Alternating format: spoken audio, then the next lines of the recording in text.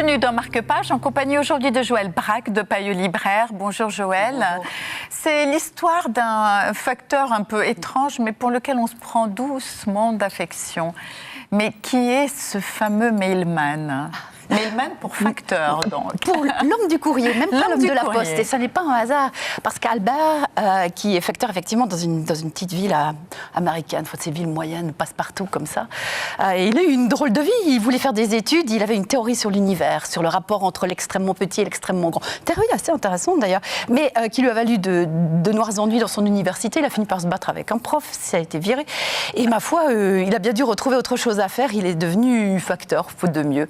Et ce qu'il a trouvé d'intéressant dans le métier, c'est toutes ces lettres avec le mystère dans l'enveloppe. Alors de temps en temps, il en ouvre une, et puis il s'immisce dans l'histoire, et puis il la restitue parce qu'il est honnête. Parce qu'il est assez maître dans l'art de recoller les enveloppes. Ah oui, il recolle très très bien. Enfin, pas aussi bien qu'il voudrait, mais quand même.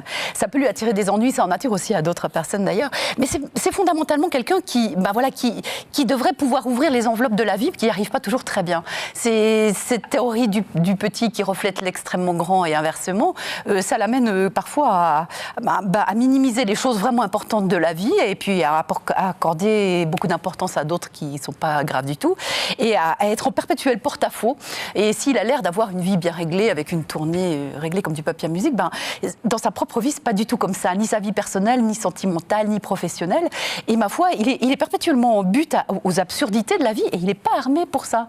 Il essaye d'ouvrir l'enveloppe et de comprendre les lettres, mais ça marche pas très très bien. Et le talent de Lannen, c'est de restituer en fait ce personnage avec toute sa complexité, avec un humour absolument corrosif contre lui et pour lui à la fois, et puis de dépeindre les absurdités de la vie américaine presque contemporaine avec un style impitoyable et extrêmement spirituel qui est un véritable plaisir. Merci Joël, ce livre est disponible chez votre libraire. Marque-Page, c'est terminé. À bientôt sur la télé.